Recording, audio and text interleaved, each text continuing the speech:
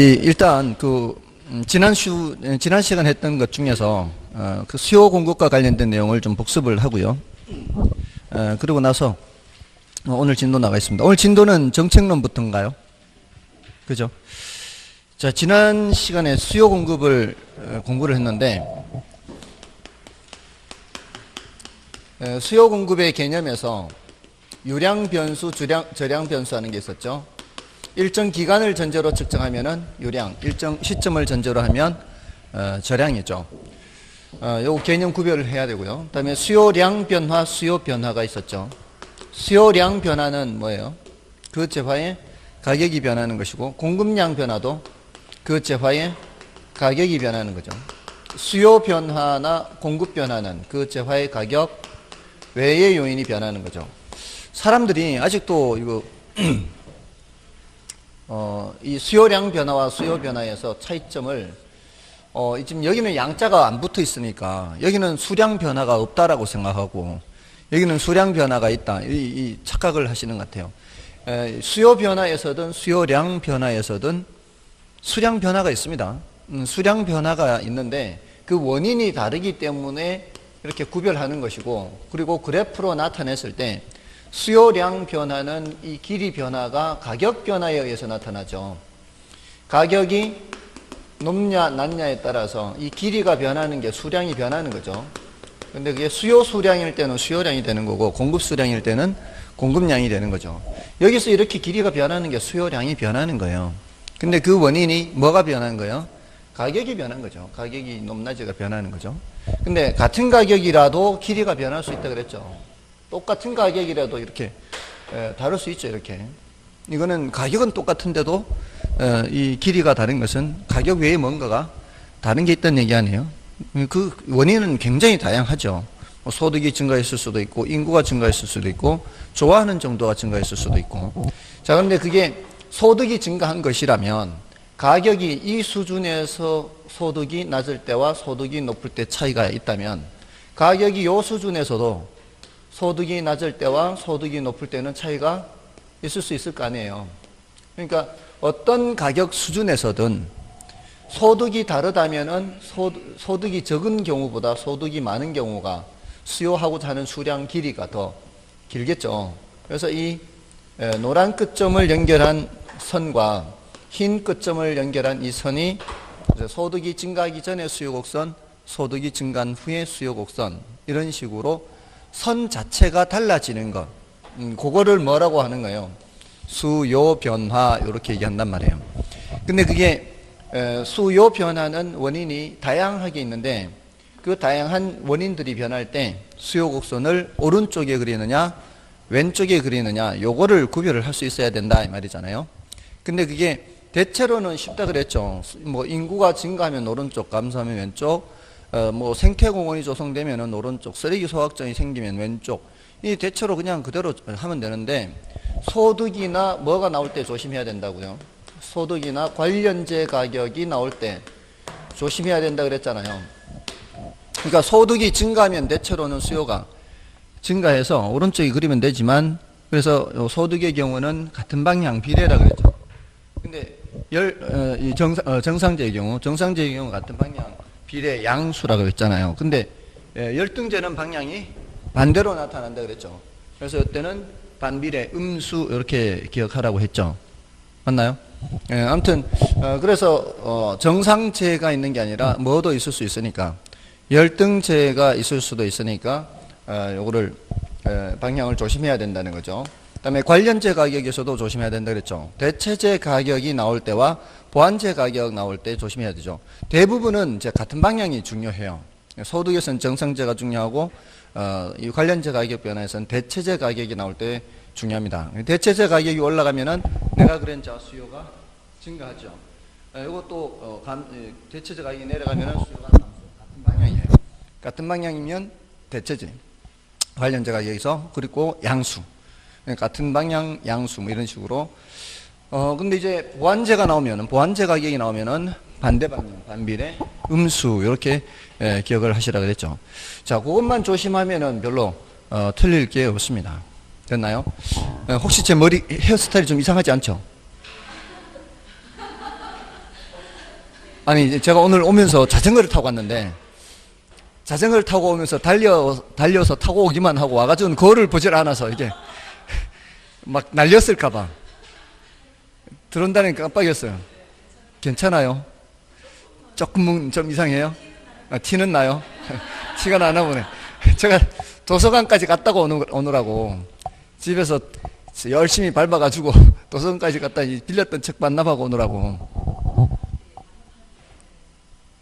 저기 국립, 아, 그래요? 네. 아, 그렇구나. 멀리까지 안 가도 되는구나. 아침부터 열심히 저는 저 맨 끝이거든요. 집이 10단지 아름동 저 끝, 맨 끝. 아름동 맨 끝이니까 아파트 제일 끝이에요, 제일 끝. 예, 그러니까 신나게 밟아야 돼요. 아, 그렇구나. 맞다. 지난번에 언젠가 본 적이 있다. 어딘가 반납하는 데 있다고. 아, 그렇구나. 아무튼 깜빡이었어요. 제가 거울을 본다는 게. 자, 아무튼 이 두 가지에서 조심해야 되고요.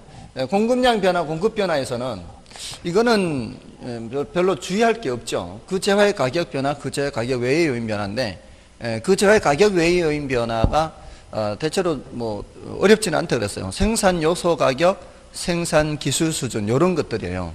그러니까 그런 것들은 뭐 예외적인 경우가 뭐 거의 없다 이렇게 보면 돼요. 나중에 난이도 높은 부분 들어갔을 때 하나 좀 말씀을 드리긴 할 거예요. 아직까지 출제는 안 됐는데, 그 출제 아직 안 됐는 거는 사실은 중요도가 낮으니까 지금 단계, 그러니까 1, 2월 단계에서 말씀드리는 것만 캐치해 놔도 60점 받는 데는 지장이 없습니다, 사실은. 아무튼 그런 내용들이었고요. 그 다음에 균형의 결정과 이동했어요. 여기서 이제 숙제가 있었죠. 균형의 결정과 이동. 이 숙제를 내는 이유가 이게 저를 위한 거예요, 여러분을 위한 거예요. 여러분을 위한 거죠. 여러분을 위한 건데 이 숙제를 안 한단 말이죠. 사실은 이걸 그려보면요, 더 잘 이해를 할 수가 있어요. 뭐 어딘가에 실수가 있다는 게 드러나거든요. 제가 이 숙제를 냈는데 제일 많이 틀리는 부분이 뭔가 하면은 일단 균형이 결정되려면은 어떻게 해야 돼요? 수요량과 공급량이 일치해야 되죠. 그것을 그래프로 나타내면은 수요 곡선과 공급 곡선이 교차하는 점이죠. 이게 균형이에요. 수요량과 공급량이 똑같아야 되니까. 그러면 수요 곡선만 그리면 돼요, 안 돼요? 안 되죠. 공급 곡선만 그리면 안 될 거 아니에요. 이렇게 결정된 상태에서 균형이 이동하는 거 아니에요. 그 결정된 상태에서 균형이 이동하는 것은 교차점이 이동하는 것이다. 그러니까 수요 곡선을 이렇게 이동시키거나, 그럼 또 수요 곡선이 이동하는 게 한 가지만 있는 게 아니잖아요. 다시 이렇게 그려야죠. 다시 이렇게 그린 후에 수요 곡선을 왼쪽으로 이동하거나. 맞나요? 근데 어떻게들 많이들 그리셨는가 하면 이렇게만 그린 거예요. 공급 증가만 그려요. 공급 증가만 그리면 균형을 어떻게 표시할 거는 균형을. 근데 이제 균형을 이렇게 표시했어요. 이렇게 표시했어요. 이렇게. 여기에서 이렇게. 근데 여기에 어떤 보면 맞는 것 같죠? 근데 이게 균형이라는 게 어디 있어, 이게. 여기 뭐를 그려야 되는 거예요? 수요 곡선을 그려야죠. 이렇게 그려야죠. 이렇게 그려야죠, 이렇게. 뭔 뜻인지 아시겠죠? 그러니까 이게 왜 이런 잘못이 있는가 하면은 수요 증가만, 공급 증가만 하니까 이것만 생각한 거죠. 아, 공급 증가, 이것만 생각한 거예요. 균형의 결정과 이동, 균형의 이동이잖아요. 균형의 이동이니까 이미 최초에 결정된 균형 상태에서 출발해야 된다. 이거를 생각을 해야 된다고. 그죠? 여기서 출발을 해야 수요가 증가한 거, 이게 1번. 이게 1번. 여기서 이렇게 하면은 여기 2번. 맞나요? 그 다음에 출발, 여기서 이렇게. 여기서죠, 여기서. 이렇게 해서, 이 상태에서 이렇게 그리면 여기가 이제 3번. 이렇게 되는 거죠. 이것도 원래 이렇게 돼 있는 상태에서, 원래 이 상태에서 이 말이에요. 원래 이 상태에서 공급이 이렇게 공급 곡선 이동하면은 이게 4번. 이렇게 된다는 말이에요. 항상 출발할 때는 뭐를 먼저 그려놓은 상태에서? 균형 상태를 그려놓은 상태에서 수요 증가, 수요 감소, 공급 증가, 공급 증가, 공급 감소 이렇게 된다 이 말이에요. 됐나요?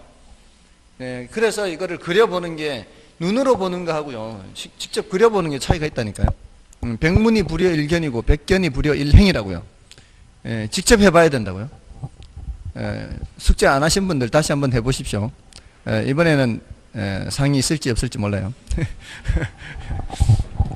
자, 아무튼 이게 겨냥 결정과 이동이고요. 다음에 이제 탄력성을 했어요. 탄력성의 개념 해서 어떻게 했어요? 탄력성의 개념. 탄력성이 개념을 자꾸 까먹어요. 질문이 있는데 질문을 뭐 하거나 질문을 제가 받을 때 수요가 가격이 올라가면 수요량이 어떻게 돼요? 가격이 올라가면 수요량이 감소하잖아요. 이건 당연히 안다는 전제 하에서 시작해야 돼요. 가격이 올라가면 수요량이 감소한다는 전제 하에서 시작하는 거예요. 근데 가격이 올라가면 수요량이 줄어드는가 늘어나는가 여기에서 이거 고민하고 있으면 이거는 아직 탄력성을 할 때가 아닌 거예요. 뭐는 이미 알고 있다라고 봐야 돼요. 가격이 올라가면 수요량이 감소하는 걸 알고 있다는 전제 하에서 시작해야 돼요. 그 전제 하에서 수요량이 적게 줄어드느냐 많이 줄어드느냐 이걸 묻는 거라고요. 가격이 올라가면 공급량이 어떻게 돼요? 증가하죠. 이거는 당연히 안다는 전제 하에 가격이 올라가면 공급량이 증가하는데 자, 우리 부동산 쪽을 볼까요? 부동산 쪽은 가격이 올라가면 공급량이 많이 늘어요, 적게 늘어요? 가격이 올라가면 공급량이 많이 못 늘죠. 적게밖에 못 늘어요. 바로바로 공급량을 증가시키기가 곤란해요. 그러니까 부동산은 공급이 굉장히 비탄력적인 재화다 이렇게 얘기를 하잖아요. 늘어나는 거는 이제 당연한 전제 하에 가격이 올라갔을 때 많이 못 늘어나고 조금밖에 늘지 않는다. 이런 게 탄력성 개념이라고요. 그러니까 얘는 수량 변화의 크기 정도, 수량 변화의 크기, 방향을 묻는 게 아니라 그 변화는 크기를 묻는다 이 말이에요. 됐나요? 근데 그 수량 변화를 그래프로 나타낼 때 좌우로 나타내요, 상하로 나타내요? 수량을 좌우로 나타내죠. 그렇잖아요. 그럼 좌우로 많이 변한다는 거는 수량이 많이 변하는 거고 그거는 탄력적이 되는 거죠. 맞나요? 그러니까 완만할수록 탄력적이고 가파를수록 비탄력적이 되는 수량 변화가. 이 수량을 항상 탄력성은 수량 변화의 크기라는 것을 생각을 해야 되죠. 근데 그게 지금 요거는 가격이 변할 때 수량 변하는 거잖아요. 요거는 이렇게 그래프로 나타내면 되는데 다른 거는 따로 그래프로 나타내진 않습니다. 소득이 변할 때도 수량 변할 수 있죠. 제 오른팔이 수요 결정 요인이에요. 가격이 변할 때 수량 변할 수도 있고 이때는 가격 탄력성. 소득이 변할 때도 수량 변할 수 있죠. 맞나요? 소득 탄력성. 다른 재화 가격이 변할 때도 수량 변할 수 있죠. 그때는 교차 탄력성이죠. 근데 소득 탄력성과 교차 탄력성에서는 방향이 중요해요. 크기도 중요한데 방향도 중요해요. 그게 소득 탄력성과 교차 탄력성에서는. 소득 탄력성에서는 소득이 증가할 때 수요가 증가하는 것과 같은 방향이 뭐라고 그랬어요? 정상제는 비례, 양수, 무수. 양수. 소득 탄력성이 양수인 것은 무슨 제? 소득 탄력성이 양수인 것은 정상제, 열등제. 정상제 이렇게 기억을 해야 되고요. 소득 탄력성이 음수인 것은 열등제 이렇게 이제 기억을 해야 되는 거죠. 교차 탄력성이 양수인 것은 대체제. 교차 탄력성이 음수인 것은 관제. 이렇게 해서 이제 요거는 방향 가지고 재화의 성격이 드러나기 때문에 꼭 기억해야 돼요. 근데 가격 탄력성에서는 따로 이제 더 들어갔죠. 가격 탄력 이제 응용이라고 하는 거. 탄력성 응용은 다 가격 탄력성에서 나오는데 이 탄력성이 1인 것을 기준으로 해서 1보다 크면 탄력적, 1보다 작으면 비탄력적 이렇게 했죠. 1보다 작다가 0이 돼버리면은 완전 비탄력적. 1보다 크다가 무한대가 돼버리면 완전 탄력적 이렇게 되죠. 그래서 그래프로 나타내면은 수평으로 나타내면 뭐고요? 완전 탄력적. 수직으로 나타내면 완전 비탄력적이죠. 이게 가파를수록 더 비탄력적이고요. 완만할수록 더 탄력적이 되는 거죠. 이거는 공급곡선도 마찬가지죠. 공급곡선도 수평이면 완전 탄력적, 수직이면 완전 비탄력적, 가파를수록 비탄력적, 완만할수록 탄력적 이렇게 되는 거죠. 맞나요? 자, 이렇게 하고 이제 마지막에 응용을 했어요. 탄력성과 판매 수입이라는 거 했어요. 탄력성과 판매 수입에서 탄력적일 때 가격을 낮추는 게 판매 수입을 증가시켜요? 올리는 게 판매 수입을 증가시켜요? 탄력적일 때는 낮추는 거죠. 비탄력적일 때는 올리는 거. 기억나십니까? 그런 내용들이. 제가 혹시 이 그래프를 그렸나요? 이렇게 해서. 한가운데를 기준으로. 탄력적일 때는. 이거는 안 그랬나요? 그냥 상식적인 수준으로. 그렇게 했나요? 그렇게 해도 되고요. 뭐 하는 방법은 여러 가지니까 뭐 나중에 또 다른 방법을 또 말씀을 드릴 기회가 있을 거예요. 그 여러 가지 방법 중에서 이제 간편한 방법으로 하면 되니까. 아무튼 이런 내용들을 했습니다. 그 외에 이제 경기 변동 뭐 이렇게 시장론 했는데 오늘은 이제 정책론부터 들어가서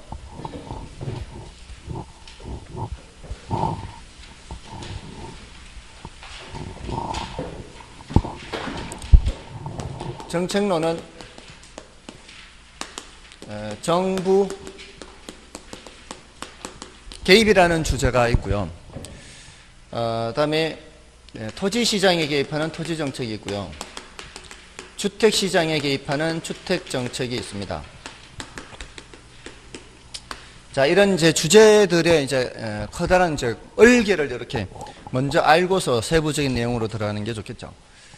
정부 개입은 정부 개입 필요성이라는 주제가 있고요. 요거는 왜 개입하느냐, 그 이유라든가 근거, 개입하는 근거 이런 식으로 질문할 수가 있어요. 그 다음에 이제 수단 하면은 이제 어떻게 개입하느냐 하는 게 있어요. 어떻게 개입하느냐. 여기에 대한 대답을 해야 돼요.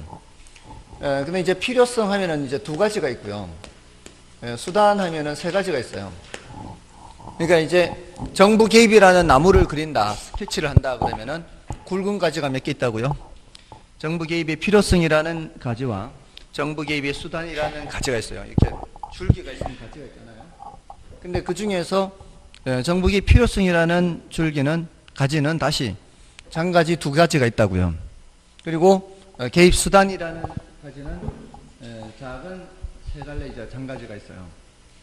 근데 이제 여기에서 더 이상의 가지가 없는데 얘만 아주 자잘한 가지로 다시 갈라져요. 이게 한 가지가. 나머지는 여기서 끝나요. 더 이상의 가지가 없어요. 그러니까 이렇게 나무를 그릴 때 굵은 가지 두 개, 첫 번째는 장가지 두 개, 두 번째는 장가지 세 개. 근데 나머지는 다 더 이상의 장가지는 없는데 여기에서만 더 추가적인 이제 장가지가 있어요. 이게 시장 실패 수정이라는 가지예요. 시장 실패 수정. 여기 내용이 제일 많다 이 말이에요. 그러면 이 정부의 시장 개입, 정부의 시장 개입이라는 나무를 그릴 때, 이 다른 것들은 뭐 별로 내용이 많지는 않은데 시장 실패가 많구나. 그럼 시장 실패가 있는 쪽이 어디예요? 시장 실패 있는 쪽이 여기 왜 개입하느냐? 여기에 이제 들어있는 거예요. 이거는 이제 내용이 그렇게 많지 않아요. 자, 아무튼 일단 좀 이따 더 하고요. 그 다음에 토지정책에서는 지역지구제라는 게 있고요. 공법에서도 언급되는 지역지구제요. 이제 여기서는 이 경제적인 측면에 좀 더 초점을 맞춰서 설명을 하고요. 그 다음에 개발권 양도제 TDR이라는 거 하고요. 토지 비축제도 이런 거예요. 토지은행 제도라고도 하죠. 토지 비축제도. 이거는 이제 나중을 대비해서 미리 사서 쌓아 놓는 것을 비축제도 이렇게. 이거 우리나라 하고 있는 거예요. 이건 우리나라 하고 있지 않아요. 그러니까 우리나라에 시행하고 있지 않는다고 해서 안 배우는 거 아니고요. 함께 다 배우는 거죠. 주택정책에서는 이제 임대료 규제가 대표적이에요. 임대료 규제가 가장 이제 중요해서 거의 해마다 출제되는 거예요. 그 다음에 이제 분양가 규제라는 게 있는데, 요거는 성격이 똑같아요. 이제 시장이 분양시장이냐 임대시장이 이 차이밖에 없고요. 경제 정책적인 측면에서는 성격은 똑같은 거예요. 그 다음에 이제 임대료 보조라는 게 있고요. 지금 여기에 체크하는 것들은 좀 알아둬야 되는 거예요. 여기 없는 것도 많아요. 여러분들 기출문제들을 보시면은 여기 지금 설명하지 않는 것들도 많이 나옵니다. 근데 그 많이 나오는 것들이 그 해에만 나온 거예요. 그 해에만. 그러니까 최근 10년에 그 출제됐던 문제들을 그 해에만 출제됐던 것을 뽑으면은 10개 이상 된다 이 말이에요. 근데 그 해만 출제되고 다른 해는 출제가 안 돼요. 그러면 기출문제 출제됐다고 해서 그런 걸 공부해봤자 그런 건 소용이 없죠. 그러면 준비할 수 있는 게 아니에요. 그때그때 시자적인 거나 그때그때 다른 거니까. 그러니까 그런 거는 이제 굳이 신경 쓸 필요가 없다는 거죠. 근데 얘네들은 그해 나오는 그런 성격의 정책이 아니라 늘 나올 수 있는 그런 주제들인 거죠. 10년으로 치자면 3번 이상 언급됐던 거. 3번 이상 언급됐던 것들은 그래도 봐야 되는 것들이에요. 그래서 공부를 하시다가 수업 시간에 안 들은 것 같은데 이런 거는 그냥 패스해버리면 되는 거예요. 그 다음에 이거 말고 플러스 알파를 이제 공부하는 게 공공임대주택 공급이에요. 여기서 이제 플러스 알파다 이렇게 하는 거는 10분의 3에 해당하기에는 조금 안 되는 것 같고, 그렇다고 해마다 어쩌다 출제되는 것은 또 아니고 뭐 이런 거예요. 지문으로는 좀 등장하거나 이런 내용들은 이제 이렇게 따로 이제 플러스 알파라고 해서 말씀을 드립니다. 이런 내용들이에요. 그 다음에 이제 부동산 조세가 있어요. 이 부동산 조세는 이제 따로 단원을 따로 해서 빼도 되고요. 주택 정책에 포함시켜서 설명해도 되고요. 우리 교재에서는 이게 따로 나와 있을 거예요. 따로 나와 있을 거예요. 그럼 우리 교재에서는 뭐 이제 보통 이제 시작하면 어떤 단원을 시작하면은 이제 개념이나 뜻 이렇게 이제 소개하는 게 있고, 그다음에 이게 2절, 3절, 4절, 5절, 6절인가 뭐 하여튼 이런 식으로 돼 있을 거예요.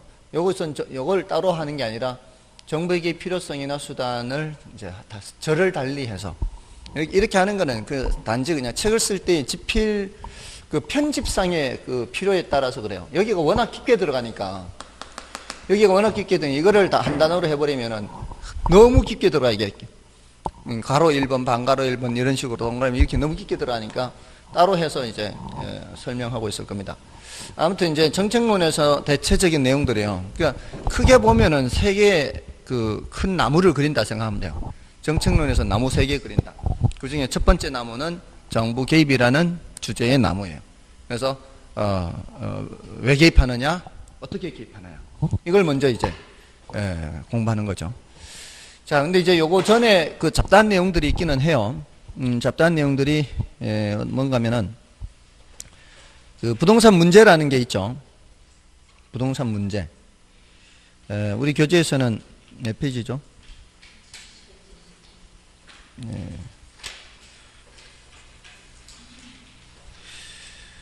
179페이지인가요? 179페이지에 부동산 문제라는 단어는 10분의 1이에요.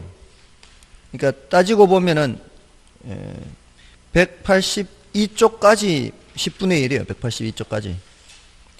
그러니까 이건 뭐 그렇게 중요도가 높지는 않은 부분이라, 그리고 182쪽에 그 정책 과정이나 이런 것들은 한 번도 출제된 적은 없어요. 그래서 참고로 보는 거예요, 이거는. 자, 본론이 이제 183쪽부터 시작되는 거죠. 183쪽에 뭐부터 있어요? 정부의 개입 필요성이죠. 그러니까 그 3절과 4절, 3절과 4절이 이걸로 되어 있거든요. 근데 여기에 요 정부 개입이라는 주제가 공통이란 말이에요. 정부의 시장 개입 필요성, 정부 시장 개입 수단. 그러니까 정부 개입이라는 주제에 나무를 그리는 거죠. 정부 개입. 근데 그 중에 하나가 뭐고요? 정부 개입의 필요성, 정부의 시장 개입 필요성. 또 한 갈래가 뭐라고요? 정부 개입 수단, 이렇게. 자, 여기는 2갈래 가지가 있단 말이에요. 2갈래 가지가. 지금 이제 정부가 시장에 개입하는 거잖아요. 그러니까 정부가 시장에 개입한다는 건 시장이 뭔가를 못하기 때문이죠. 그 뭔가가 바로 뭔가면은 시장이 맡고 있는 기능을 못하는 거예요. 시장이 맡고 있는 기능이라는 건 자본주의 사회에서는 자원 배분 기능이에요. 시장에서 형성되는 가격 보고 수요자 공급자들이 행동하는 과정에서 자본주의 사회에서는 자원이 배분된다. 그렇게 하는 것이 효율적으로 쓰는 거다, 자원을. 근데 그렇게 시장에 맡겨놨는데도 시장이 잘 형성되지 않는 그런 경우가 있고, 자원이 효율적으로 배분되지 않는 그런 경우를 시장 실패라고 한단 말이에요. 그러니까 그런 시장 실패가 발생할 때는 누가 개입할 필요가 있다? 정부가 개입할 필요가 있다. 시장 실패를 수정하기 위해서. 다음에 처음서부터 시장이 할 수 없는 게 있어요. 사회적 목표라 그래요. 이거는 처음서부터 시장이 할 수 없어요. 이거는 주로 이제 빈익빈 부익부 현상을 말해요. 그래서 주로 형평성 측면이라 보면 돼요. 얘를 주로 형평성 측면. 100%는 아니지만 그래서 주로 형평성. 그러니까 소득 수준이 낮은 사람들한테 뭔가 베푸는 그런 정책들 있죠. 그런 것들은 어떤 측면이라고 보면 돼요? 사회적 목표를 달성하는 거예요. 이런 거는 시장에 내버려 두면은 하기가 좀 곤란하죠. 민간이 이걸 알아서 할 수는 없잖아요. 그러니까 처음서부터 시장이 할 수 없는 거고, 이거는 처음에는 누가 그 기능을 맡고 있고, 시장이 그 기능을 맡고 있고, 시장이 잘 못할 때 개입하는 거. 이거는 자원 배분의 효율성 측면이라 그래요. 자원 배분의 효율성 측면.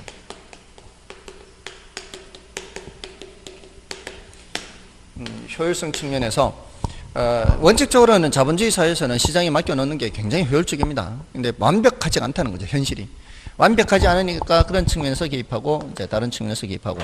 이걸 이제 다른 표현으로 이렇게도 표현해요. 이걸 경제적 기능을 수행한다 그래요. 이거를 정책적 기능을 수행한다 또는 정치적 기능을 수행한다. 중요한 거는 이 위가 더 중요한 거죠.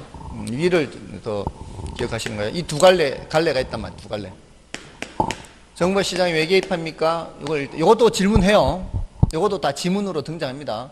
시장 실패를 수정하기 위해서 개입합니다. 사회적 목표를 달성하기 위해서 개입한다. 이게 다 지문으로 등장하는 것들이에요. 그 다음에 이제 여기서 뭐는 더 새로운 갈래가 있다고요? 시장 실패는 원학 중에서 따로 더 해야 된다고요. 근데 요거는 더 이상의 내용이 없다고요. 여기서 끝이야. 이제 대충 이제 감을 잡으면 돼요. 예를 들어서 여기 공공임대주택 공급, 이거 소득 수준이 높은 사람 대상, 낮은 사람 대상. 이거 소득 수준 높은 사람 대상, 낮은 사람 대상. 이런 것들은 사회적 목표를 달성한다. 이런 측면에서 개입한다. 이렇게 보면 돼요.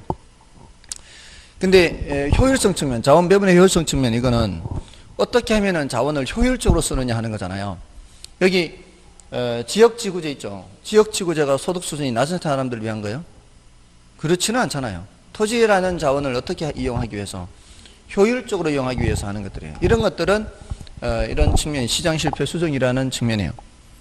대체로 토지 정책은 이런 측면이 좀 강해요.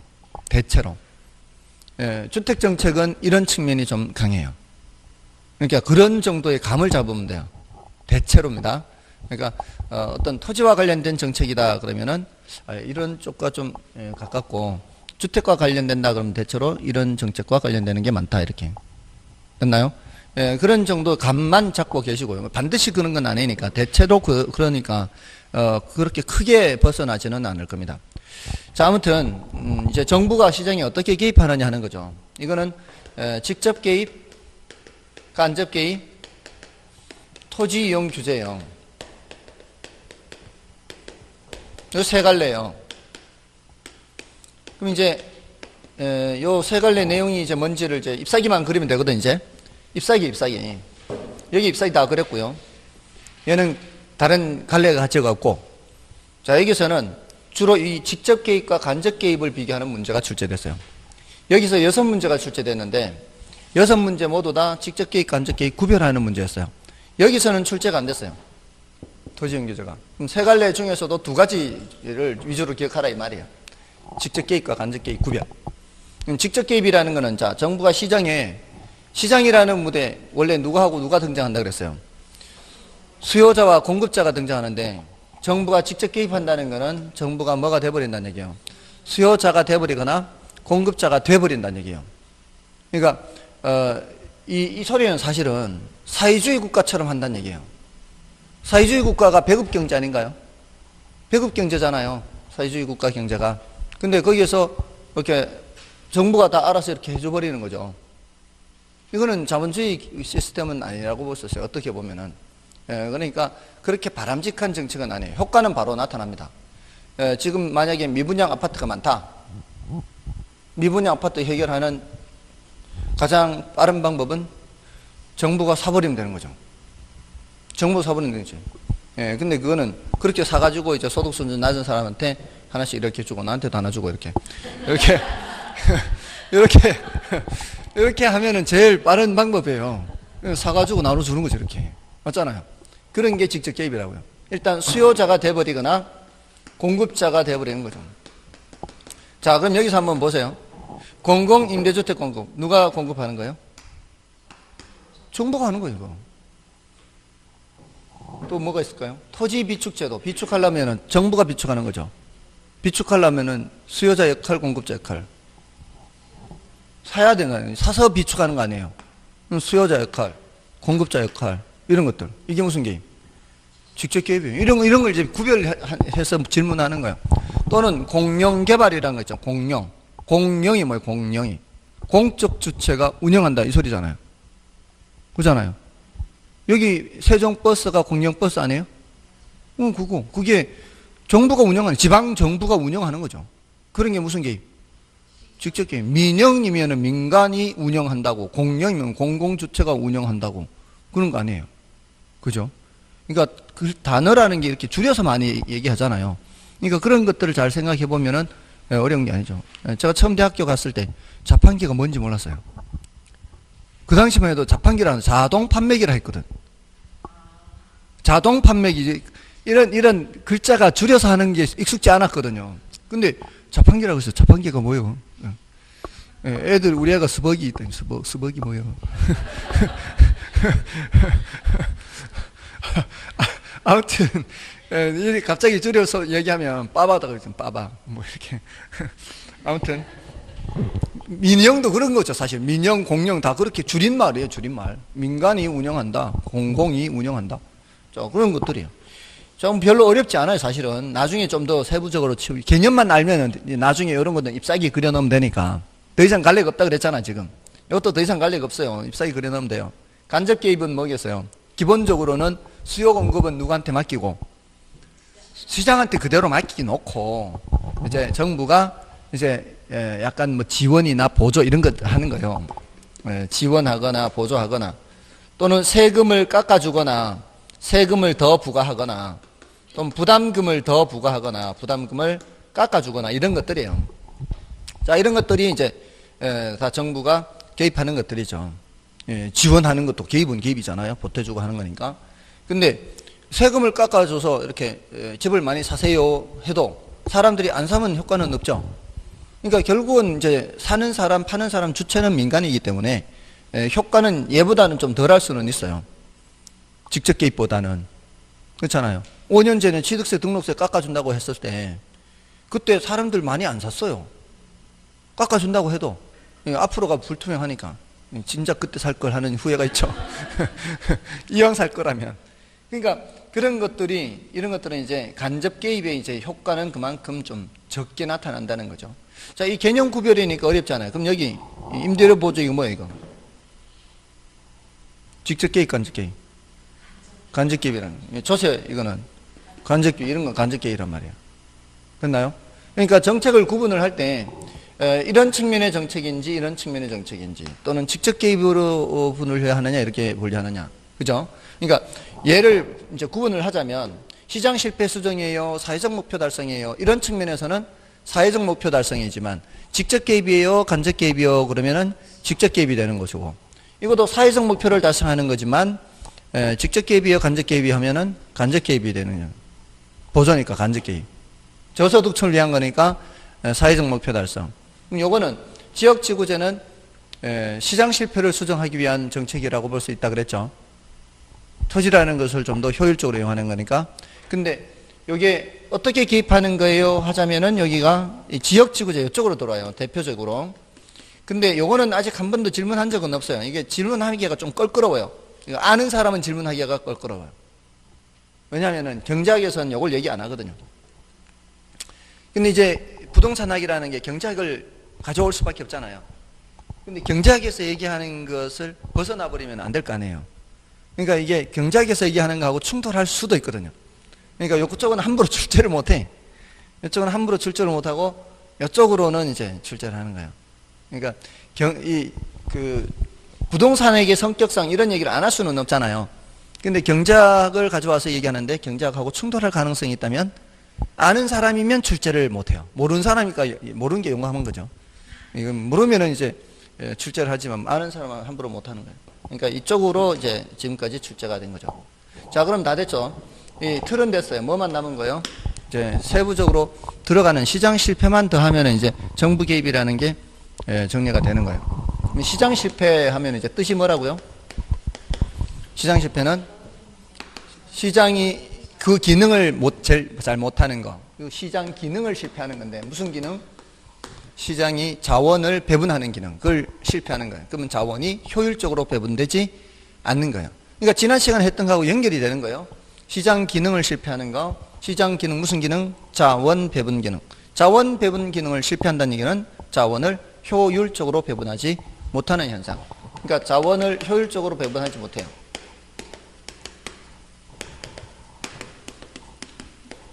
이게 이제 시장 실패고, 그 원인이 여러 가지가 있단 말이에요. 원인이 이제 외공불비 그래요. 외공불비. 외는 이제 외부 효과요. 공은 공공재. 불은 불안전 시장.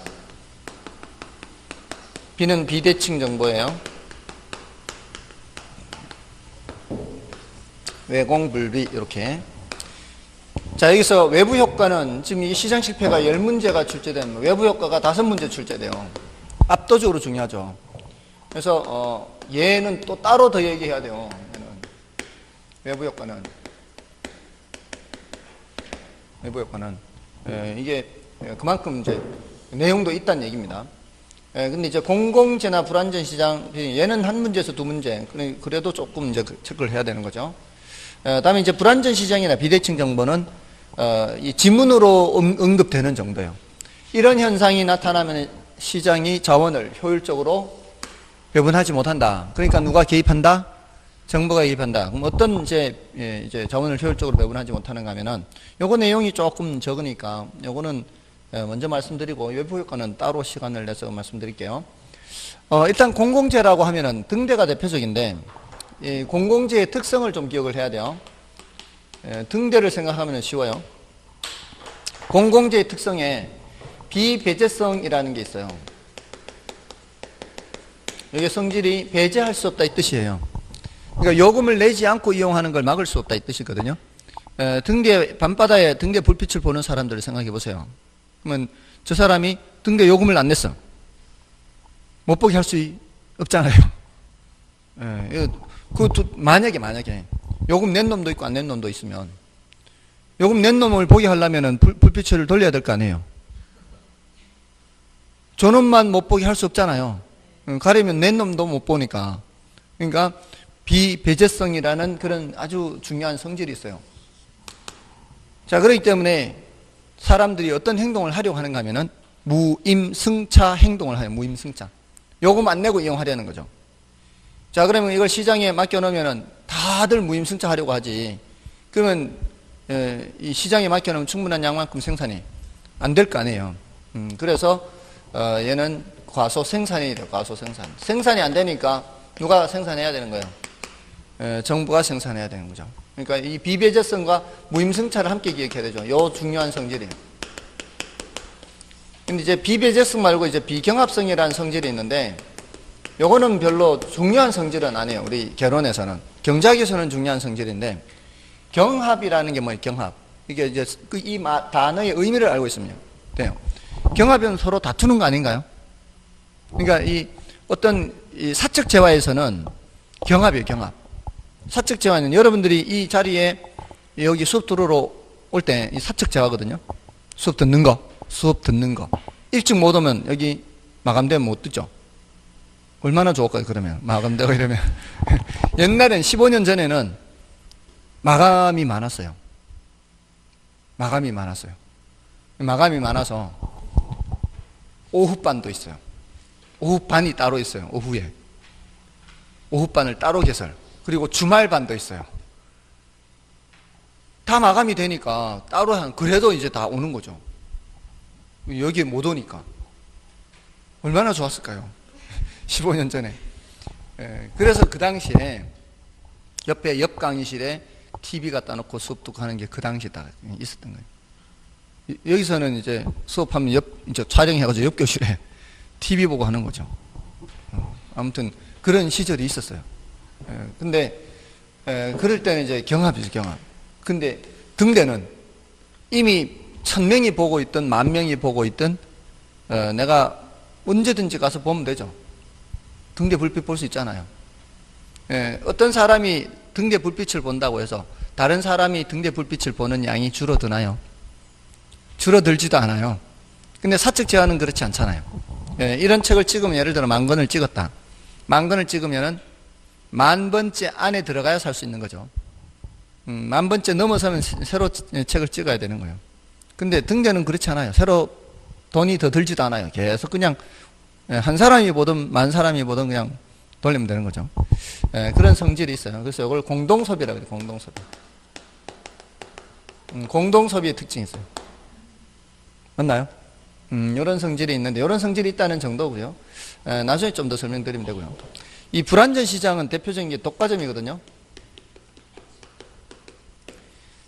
현실의 시장은 다 뭐라 그랬어요? 현실의 시장은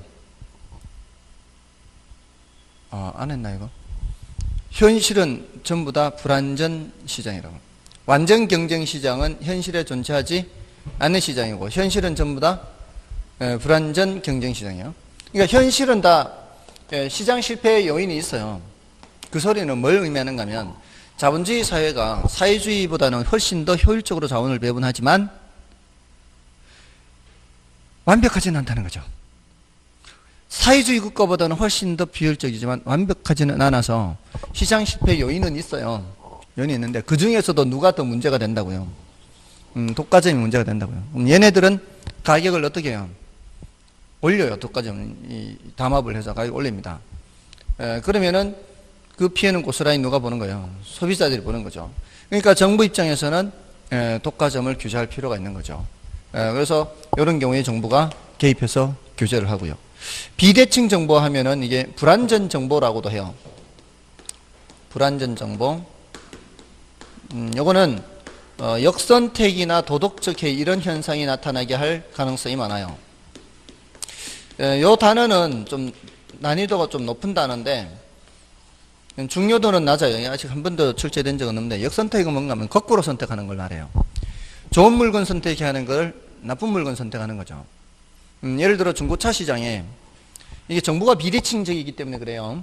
중고차 시장에 물건을 내놓을 때 겉은 번지르한데 장고장이 많고 원인을 잘 찾아내지 못하는 카센터에서도 그런 게 자꾸 나타난다면은 겉은 번지르해요. 키로수도 많지 않고 이러면 아는 사람한테 팔겠어요? 시장에 내놓겠어요? 시장에 내놓는 게 낫겠죠. 겉은 번지르하기 때문에 평균적으로 평가되는 금액보다는 조금 더 많이 받을 가능성이 높죠.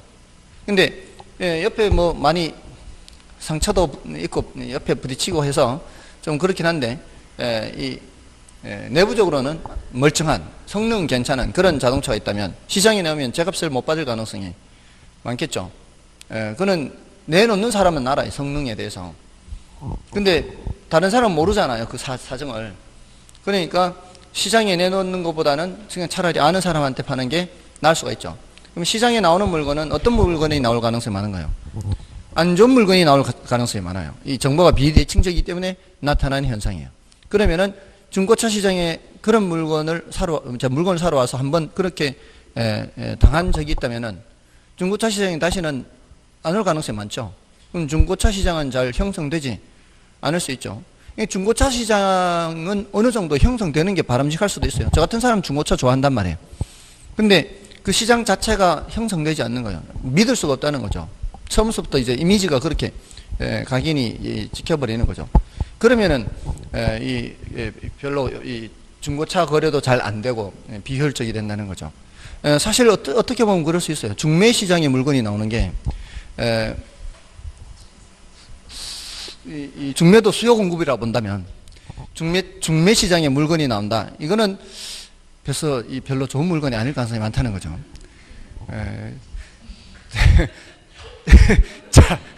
자유위원회가 이제 허락되어 있는 사회에서 아니 지금까지 뭐하고 짝이 없이 그 중매시장이 나오냐 이 말이에요. 그거는 별로 품질이 별로 안 좋을 가능성이 많다는 거죠. 그러니까 조금이라도 젊을 때 짝을 짓는 것이 좋은 물건 잡을 가능성이 많은 거죠.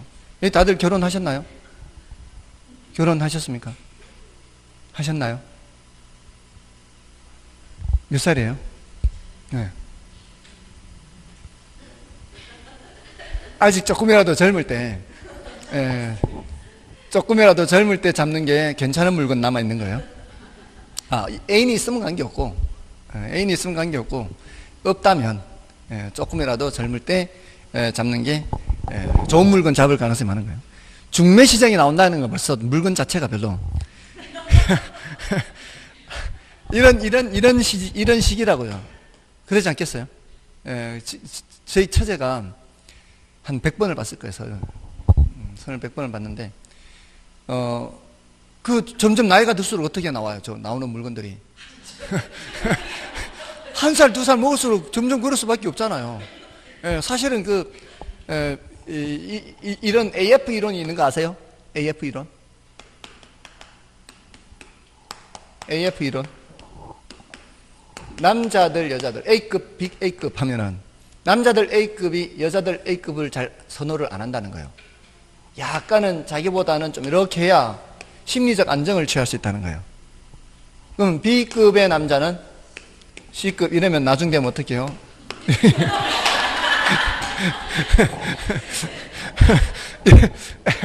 이렇게 될 수 있어요. 그러니까 아니 뭐가 있으면? 마지막 하나 F. 그래요? 근데 그거는 남자 F가 아니에요. 그럼요. 위로 올라가는 거지. 그것도 다 종합적으로 해야지, 종합적으로. 아니, 저는 사실 막연하게 이런 생각을 했었거든요. 막연하게. 근데 듀온가 어디 짝짓기 하는 이런 회사에서 이렇게 이제 용역을 줘서 그게 외국에서도 나왔는가? 하여튼 그걸 발표하셨어요. AF 이론이에요. 아무튼, 정보가 미디칭적이면 모르잖아요. 저희 인간이 어떤 인간인지 모르잖아요. 저희 인간이 어떤 인지 모르기 때문에 중매 정의를 통해서 들었던 얘기하고 실제로 가서 만났을 때 하는 얘기가 다르다는 거죠. 달라요. 물론 살아보면 또 다를 수 있지만 살아보고 결혼할 수가 없으니까 문제는. 아무튼 그렇습니다. 자, 요거 외부 효과에 대해서는 따로 좀 시간을 내서 설명드리겠습니다. 좀 쉬겠습니다.